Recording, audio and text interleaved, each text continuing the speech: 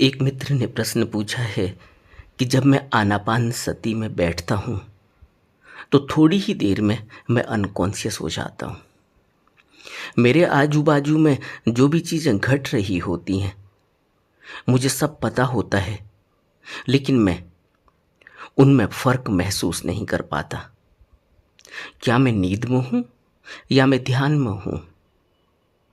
मेरा मार्गदर्शन करें। इन्होंने जो शब्द इस्तेमाल किया है अनकॉन्शियस, यह ठीक नहीं है, क्योंकि अनकॉन्शियस का अर्थ होता है जब कुछ भी पता न चले, आप मूर्छित हो गए, अब आपको कुछ भी पता नहीं कि क्या हुआ। और जब आपको होश आता है तब आपको पता चलता है कि आप तो कहीं दूसरी जगह हैं। तब आप कहते हैं मैं यहाँ कैसे आया। जब किसी व्यक्ति का एक्सीडेंट हो जाता है, सर पर चोट लग जाती है और वो अनकॉन्शियस हो जाता है, वो वहाँ से अस्पताल तक कैसे आया उसको कुछ पता नहीं। अस्पताल में ही जब उसे होश आता है तब वो कहता है मुझे यहाँ कौन लाया। और लेकिन वो बड़बड़ाता रहता है। अगर वो बड़बड़ाता रहता है, जरूरी भी नहीं कि वो बड़बड़ाए, लेकिन अगर वो बड़बड़ाता है और उससे पूछो कि तुम यह बोल रहे थे, बक रहे थे, तो वो कहेगा नहीं मुझे कुछ भी पता नहीं। उस अनकॉन्शियस स्टेट में आदमी को कुछ भी पता नहीं चलता। इसलिए आनापानसती में जब हम बैठते हैं और थोड़ी ही देर में अगर हम एक ऐसी स्टेट में चले जाते हैं जहाँ के बाद माइंड इतना स्थिर हो जाता है कि वो कोरिलेट करना बंद कर देता है, वो विचारों और तर्कों में उलझना बंद कर देता है, तब यह स्थिति होती है। यह सुपर कॉन्शियस वाली स्टेट है। जब हम सुपर कॉन्शियस हो जाते हैं तब हम आजू बाजू में जो कुछ भी हो रहा है उसको सब महसूस करते हैं और उसको ज़्यादा गहराई से महसूस करते हैं जितना हम साधारणतया जब होश में जगे हुए होते हैं तब करते हैं, उससे ज़्यादा महसूस करते हैं। लेकिन हम सांसों पर टिके हुए हैं, या हम किसी मंत्र का जाप कर रहे हैं, या हम कुछ अपने आंतरिक अनुभवों में इतने मस्त हो जाते हैं कि बाहर कुछ घट रहा है, लेकिन वहाँ माइंड नहीं जाता, वहाँ मन को रिलेट नहीं करता, बताता नहीं है कि क्या हो रहा है। कुछ हो तो रहा है, लेकिन मन उसको को सिंप्लीफाई नहीं करता, वेरीफाई नहीं करता, उसमें अटकता नहीं है, उसकी खोजबीन पड़ताल नहीं करता।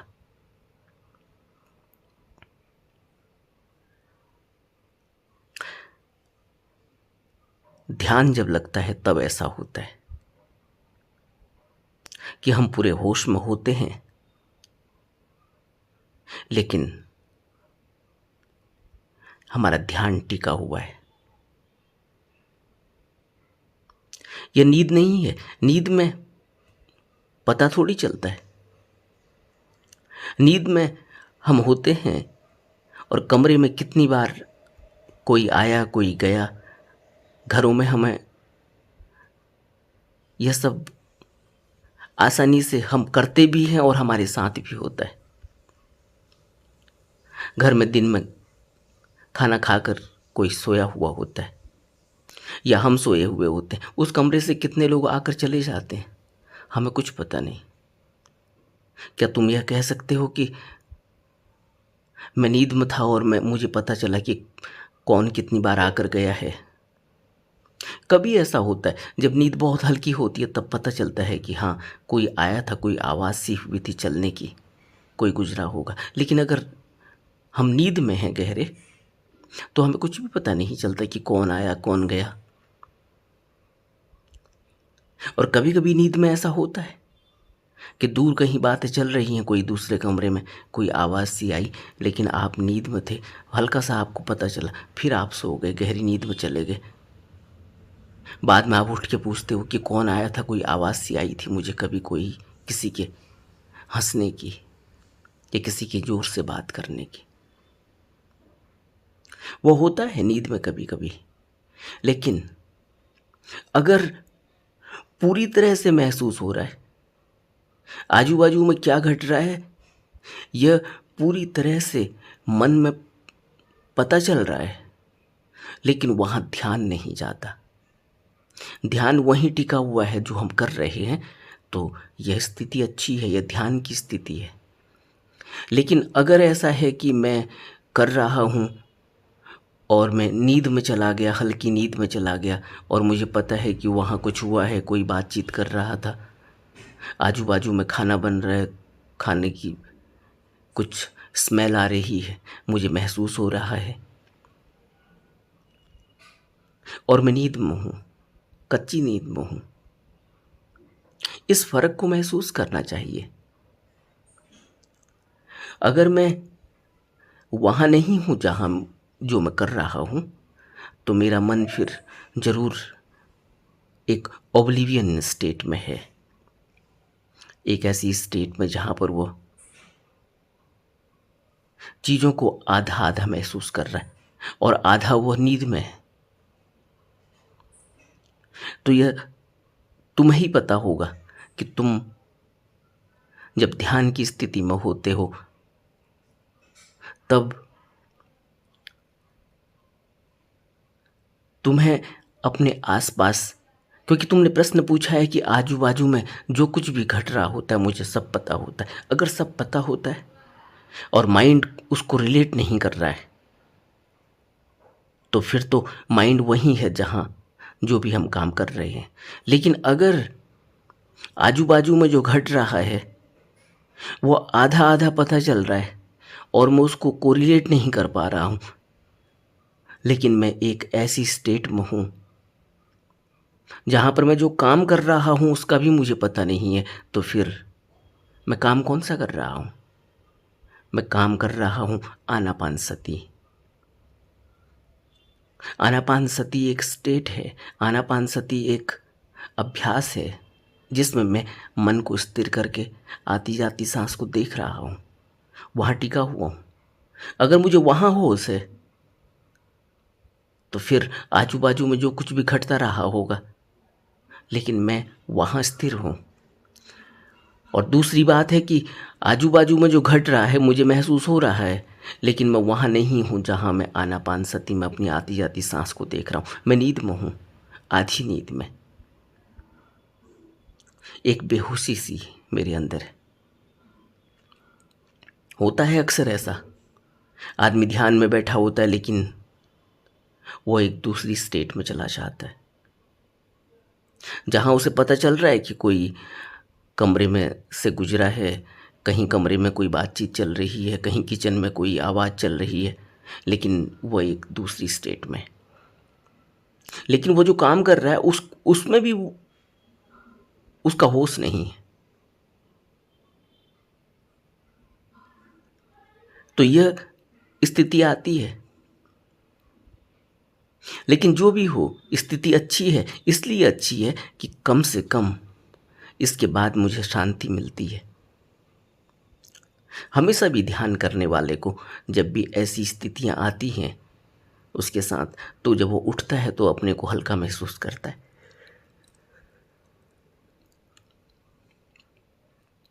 लेकिन जितना हम अलर्ट होके करेंगे उतना ही हमारी जागृता बढ़ेगी।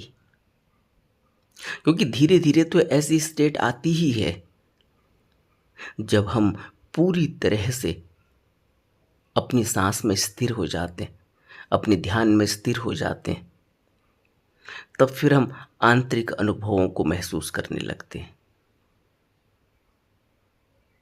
बाहर से हमारा संपर्क धीरे धीरे खत्म होने लगता है, लेकिन आंतरिक रूप से हम पूरे जागरूक हैं।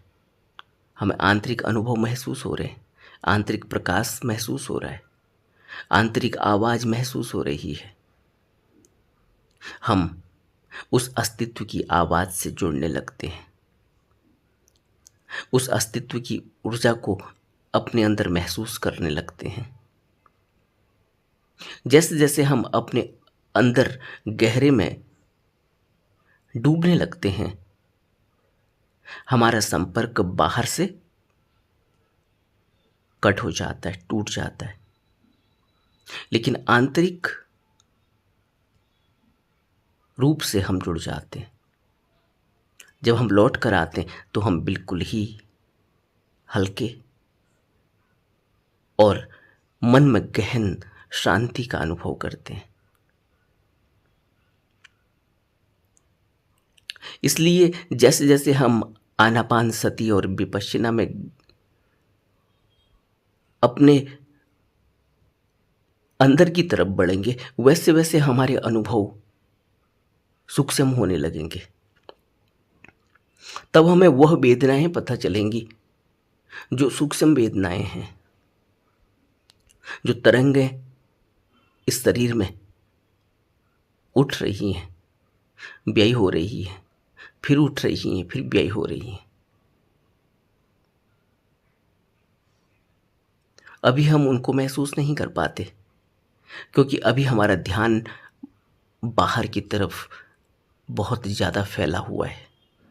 उसको एकत्रित करने के लिए, उसको वहाँ से खींचने के लिए ही हम आनापान सती में अपना वक्त लगाते हैं, ताकि हम कॉन्शियसली जागृत अवस्था में अपनी आती जाती सांस को महसूस कर सकें, मन को टिका सकें। धीरे धीरे हमारी सांस हल्की होने लगेगी, छोटी होने लगेगी, और एक स्थिति ऐसी आएगी कि हम आनापान सती कर रहे होते हैं, लेकिन हमारी सांस बिल्कुल हल्की चल रही होती है और हम बिल्कुल स्थिर होते हैं, थिर होते हैं। आसपास का शोरगुल का हमें कुछ पता नहीं चलता, उस आसपास के शोरगुल का हम पर कोई प्रभाव नहीं पड़ता। पता तो चलता है, लेकिन माइंड उसको रिलेट नहीं करता। माइंड उसको तोड़कर देखता नहीं कि क्या चल रहा है, कौन आया, किसकी आवाज़ है। कुछ हो रहा है, बात खत्म हो गई, लेकिन मन यहाँ टिका हुआ है। ये प्रारंभिक अवस्थाएं हैं ध्यान की। इनको अभी बहुत गहरा ध्यान नहीं समझना चाहिए। ये प्रारंभिक अवस्थाएं हैं, और अक्सर ही ऐसा होता है कि जब व्यक्ति ध्यान करता है अपनी प्रारंभिक अवस्थाओं में, और क्योंकि पूरे दिन वह कामकाज में व्यस्त होता है, आपाधापी है पूरे दिन की, दौड़ भाग है पूरे दिन की, कामकाज है पूरा दिन का, शारीरिक भी और मानसिक भी। इस बीच में जब वह ध्यान करता है तो थोड़ी ही देर में वह एक निद्रा वाली आधी निद्रा वाली स्थिति में चला जाता है। हो सकता है कि इन मित्र के साथ ऐसा हो रहा हो कि वो आधी निद्रा की स्थिति में चले गए। अब उनको पता चल रहा है कि किचन में कहीं कोई बर्तन रखने की आवाज़ आ रही है, लेकिन वो उनकी गर्दन लटकी हुई है, वो ऊँघने की स्थिति में, ऊँघना कहते हैं इसको, उनको झपकी लगी हुई है। पावर नैपिंग एक कॉन्सेप्ट है, और पावर नैपिंग का आज बहुत मतलब है। खाने के बाद थोड़ी ही देर अगर आदमी झपकी ले ले तो वो झपकी उसको पूरी तरीके से री एनर्जाइज कर देती है। उसके अंदर फिर से ऊर्जा आ जाती है, मन शांत हो जाता है। यही ध्यान की स्थिति में भी होता है। जैसे ही वो ध्यान करने बैठा, क्योंकि थका हुआ है मन, थका हुआ है शरीर, कई बार तो आदमी घर में ही होता है पूरे दिन, छुट्टी का दिन है, कोई काम नहीं किया, घर में ही है, लेकिन खाने का भी अपना एक नशा होता है। फिर मन में विचार बहुत चल रहे हैं, जो एक आदत है मन की। तो जब वो ध्यान करने लगता है तो थोड़ी ही देर में वो फिर उसी स्थिति में चला जाता है, आधी निद्रा वाली स्थिति में। अब उसको पता चल रहा है कि किचन में कहीं आवाज़ आई, उसे पता चल रहा है कि कहीं कोई बातचीत चल रही है किसी कमरे में। अब उसे यह भी पता चल रहा है कि गेट खुला है, बाहर कोई आया अंदर की तरफ। अब वो कोरिलेट कर रहा है कि हाँ शायद पत्नी बाहर गई होगी, सामान लेकर आई है, या बच्चे गए थे वो आ गए होंगे। वो सब उसको महसूस हो रहा है, वो समझ गया है कि यह हो रहा है, यह हुआ है, लेकिन वो नींद में है, झपकी लगी हुई है उसको। इस अर्ध निद्रा वाली स्थिति में इसका एक ही फायदा है कि मन शांत हो जाता है। जब हम लौट के आते हैं, उठते हैं, तो हमें लगता है कि मन शांत हुआ। लेकिन यह ध्यान की स्थिति नहीं है। ध्यान में जब हम उतरेंगे तो हम पूरी तरह से, अगर आनापान सती में अपनी आती जाती सांस को ही देख रहे हैं, या हम मंत्र जाप कर रहे हैं, तो सिर्फ मंत्रों को देख अपने पूरी तरह से अटेंटिव होके, तो एक स्थिति ऐसी आती है कि जब मन पूरी तरह से स्थिर हो जाता है तो उसका संपर्क अंदर अगर जुड़ने लगा तो वो बाहर से टूटने लगता है। एक स्थिति होगी कि वो पूरा जागरूक होगा, बाहर जो कुछ भी हो रहा है उसे पल पल की खबर है। लेकिन एक स्थिति फिर ऐसी होगी, वो आंतरिक अवस्थाओं को जब महसूस करने लगेगा तो उसका संपर्क अंदर से जुड़ने लगेगा और बाहर से टूटने लगेगा। शरीर का संपर्क उसको अब महसूस नहीं होगा। तब वह स्थिति आंतरिक धीरे धीरे आती है। अब जैसे कोई मित्र प्रश्न पूछता है कि थोड़ी देर ध्यान करते हैं, फिर पाँव में सुन्न सच हो जाता है, पाँव सुन्न हो जाते हैं। कोई कहेगा हाथ सुन्न हो जाते हैं, कोई कहेगा ऊर्जा माथे की तरफ या सर की तरफ महसूस होती है, भारीपन हो जाता है। कोई कहेगा पीछे रीढ़ की हड्डी में ऊर्जा बह रही है, ऐसा मालूम होता है। ये सब प्रारंभिक अवस्थाएं हैं। इन प्रारंभिक अवस्थाओं में ऐसे पता चलता है। और जहाँ भी ऊर्जा स्टक होगी, क्योंकि मन ऊर्जावान है, और जैसे ही मन की ऊर्जा, मन को हम रोकते हैं, विचारों को रोकते हैं, मन को एक जगह पर लगाते हैं, तो उसकी ऊर्जा रुकने लगती है, फिर वो ऊर्जा ऊपर को उठने लगती है। शरीर से ऊर्जा महसूस होने लगती है ऊपर को उठते हुए, इसलिए रीढ़ की हड्डी से ऊर्जा ऊपर को उठती हुई महसूस होगी। नाभि से ऊर्जा ऊपर की तरफ उठती हुई महसूस होगी। ऐसे कई अनुभव, अलग अलग अनुभव महसूस होने लगेंगे। पाँव सुन्न होने लगेंगे, हाथ सुन्न होने लगेंगे, इस तरह के अनुभव होने लगेंगे। लेकिन प्रारंभिक अवस्थाएं हैं यह। माथा भारी होने लगेगा, आंखें ऊपर को, आंखों में भारीपन हो जाएगा, आंखें ऊपर को खिंची हुई सी मालूम होंगी। यह सब इफेक्ट है मेडिटेशन के। इनको साइड इफेक्ट कह लें, क्योंकि इफेक्ट होते हैं, साइड इफेक्ट भी होते हैं। तो क्योंकि इस तरह की आदत है नहीं, अभी शरीर में है हम, तो अभी शरीर में खिंचाव महसूस हो रहा है, क्योंकि शरीर में जो ऊर्जा व्यय हो रही है, बह रही है, उसका एक रूट बना हुआ है। अब जब वो मन उस तरफ को नहीं दौड़ेगा, उस ऊर्जा उस तरफ को नहीं दौड़ेगी, तो वो धीरे धीरे धीरे धीरे ऊपर को उठने लगती है। इसलिए तो आंखें बंद करके आदमी को इतना रिलैक्स महसूस होता है। आदमी काम में लगा हुआ है, बहुत ज़्यादा मानसिक काम कर रहा है। थोड़ी देर अगर वो आंख बंद कर ले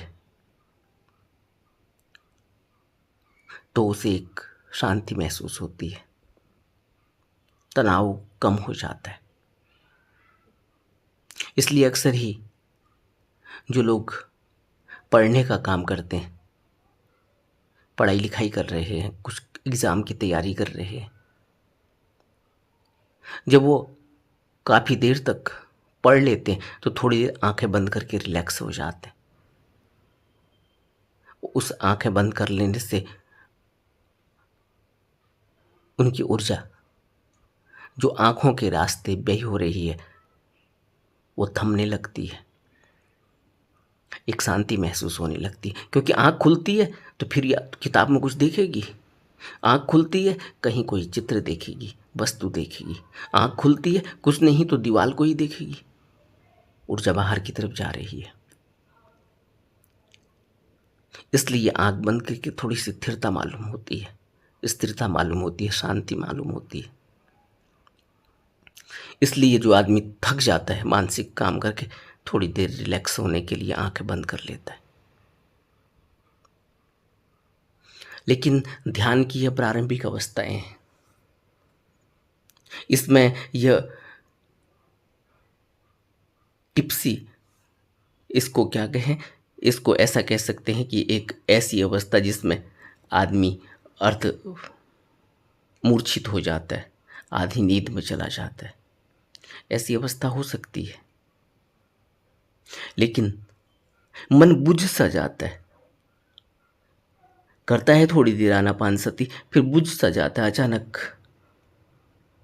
गिर जाता है, वो थक जाता है, या वो अभी वो खड़े होने की ताकत नहीं है उस मन में।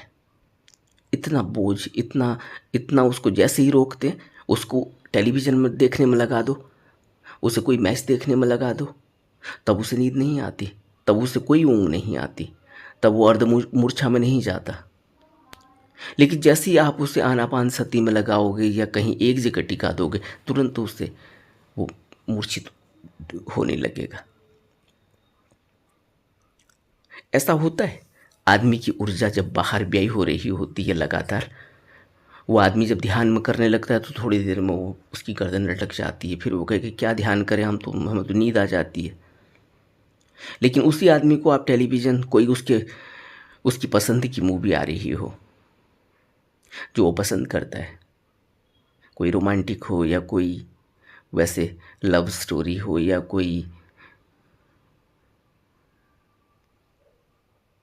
इस प्रकार की मूवी हो जिसमें थोड़ा सस्पेंस हो, जो वो पसंद करता है, उसका मन वो इतना अटेंटिव हो जाएगा, फिर उसको आप बात करते रहो, उसको कुछ पूछते रहो।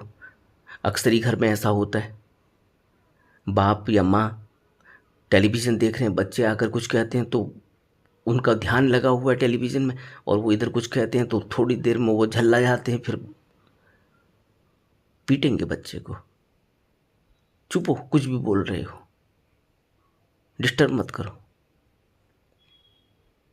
लेकिन उसी को अगर बोल दो कि चलो ध्यान करो, थोड़ी ही देर में उनकी गर्दन लटक जाएगी, अर्धमूर्छित अवस्था में चले गए, क्योंकि मन में एनर्जी ही नहीं है। ध्यान की एक ऊर्जा होती है, वो ध्यान की ऊर्जा जगानी होती है। जब ध्यान की ऊर्जा जग जाती है तब नींद बिल्कुल कम हो जाती है, और एक अवस्था ऐसी आती है जिसको बुद्ध ने आनंद को बताया भी, जब आनंद ने पूछा, और यह हर कोई अनुभव कर सकता है। एक स्थिति ऐसी आती है जब ध्यान की ऊर्जा अंदर एकत्रित होने लगती है तो मनुष्य को फिर जो संतोष पैदा होता है, जो आनंद पैदा होता है, जो संयम पैदा होता है, अनुशासन स्वतः ही आने लगता है। उसकी उसका हड़बड़ा उसकी हड़बड़ाहट, उसका उसकी बेचैनी, उसकी चाल में जो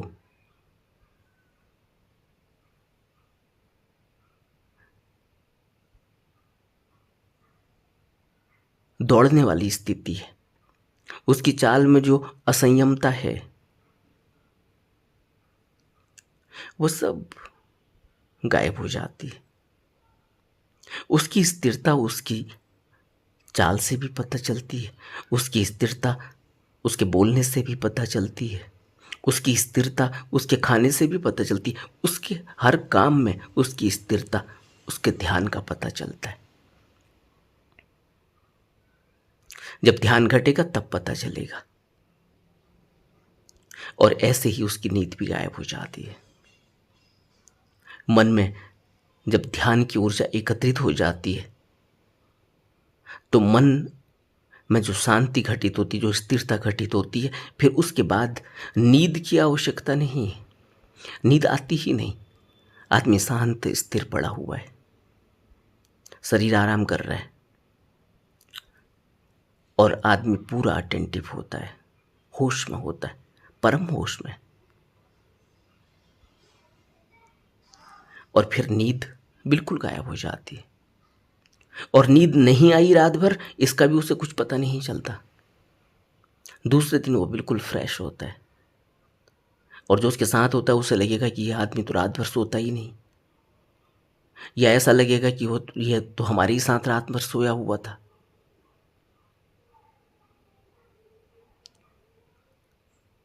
तो ध्यान की ऊर्जा जब एकत्रित होने लगेगी तब महसूस होगा कि बुद्ध क्यों पूरी रात एक करवट पड़े रहते हैं, या बुद्ध पूरी रात एक ही मुद्रा में क्यों रहते हैं।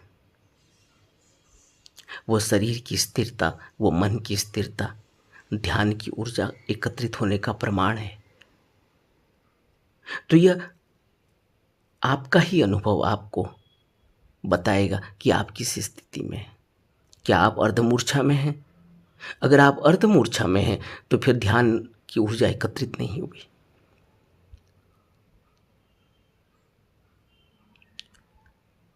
नमो बुद्धाय।